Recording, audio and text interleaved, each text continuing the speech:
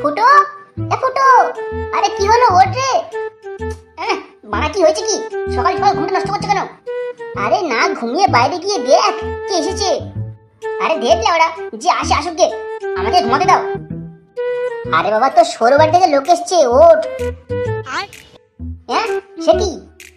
হ্যাঁ রে বাবা, হ্যাঁ তোর শ্বশুর শাশুড়ি এসছে, ওঠ। হ্যাঁ এবারে ওঠ, উঠে তাড়াতাড়ি বাইরে আয়, ওরা বসে আছে।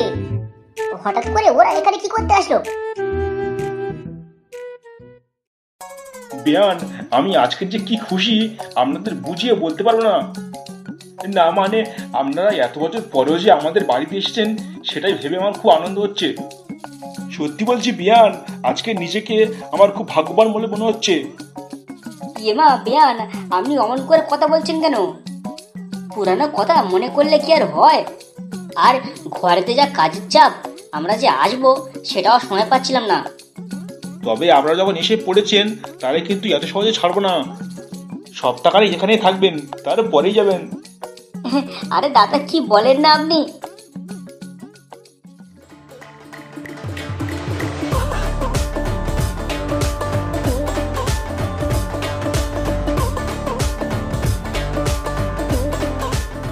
কি রে ফুটু, এত সাত সকালে কোথায় যাচ্ছিস? হ্যাঁ যাচ্ছি একটু বাজার করতে। তাই এইদিকে তুই কোথায় চললি? হ্যাঁ এই তো তোদের বাড়ি যাচ্ছিলাম। ও আচ্ছা, তাই নাকি? কি খবর, সব ঠিক আছে তো? আরে হ্যাঁ রে, পল্টু ঠিক করেছে ফটকে ক্লাব থেকে বের করে দেবে। লেওড়া কদিন পর ক্লাবেতে আসছে না, তাই ওর নামটা কেটে দেবে, সেই জন্য সবাইকে ক্লাবেতে ডাকছিল। হ্যাঁ মারা ঠিক করেছে, ও বাল ছাল ছেলে না থাকাই ভালো। তুই পল্টুকে গিয়ে বলে দে নামটা কেটে দিতে, আমার আজকে যাওয়া হবে না। কেন রে, তুই যাবি না কেন? আর বলিস না, লেওড়া সময় শ্বশুর বাড়ি থেকে লোক এসছে, ওদেরকে না গিলিয়ে যাই কোথায়।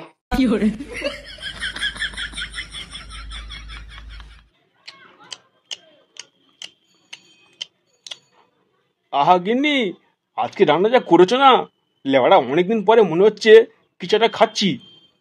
হ্যাঁ দাদা, ঠিকই বলেছেন, দিদির হাতে রান্না সত্যি খুব সুন্দর। হ্যাঁ বেয়ান, আপনি ঠিকই বলেছেন। তবে হ্যাঁ বেয়ান, আপনাকেও কিন্তু একদিন আমাকে রান্না করে খাওয়াতে হবে। আরে হ্যাঁ হ্যাঁ দাদা, কেন খাওয়াবো না, নিশ্চয়ই খাওয়াবো। আরে বেয়ান কি করছেন কি, আপনার পাত যে খালি। আরে গিন্নি, বেয়ানকে 2 পিস মাংস দাও। এই লেওড়ার বুড়ো আমার বউয়ের দিকে ভালোই নজর দিচ্ছে। আরে দাদা কি খবর, আপনারও কিছু লাগবে নাকি? 1 পিস মাংস দেবো। আরে না না, আমার লাগবে না, আপনি আর আপনার বিয়ান খান।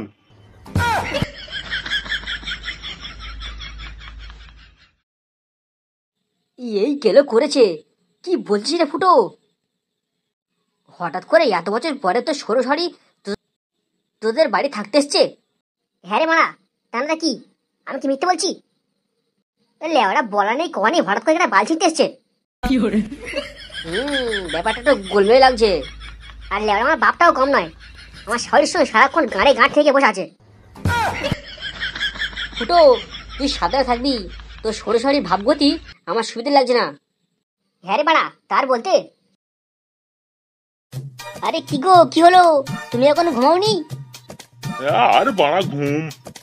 কেন গো, তোমার আবার কি হলো? হ্যাঁ কি হলো মানে? কেন তুমি কিছু বুঝতে পারছো না? আসার পর থেকে দেখছি ওই লেওড়ার নন্টে বুড়োটা তোমাকে নিয়ে বড্ড মাতামাতি করছে।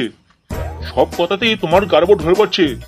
লেওড়ার লোকটাকে দেখে আমার সেটা গরম হয়ে যাচ্ছে, শালা বজ্জাত মাল। আরে কি যে বলো না, তেমন কিছু না। আরে বেয়াই হয়তো, সেই জন্য একটু মজা করেছে। হ্যাঁ বাড়া, বেয়াই না বাল, সব মদ মারার তাল।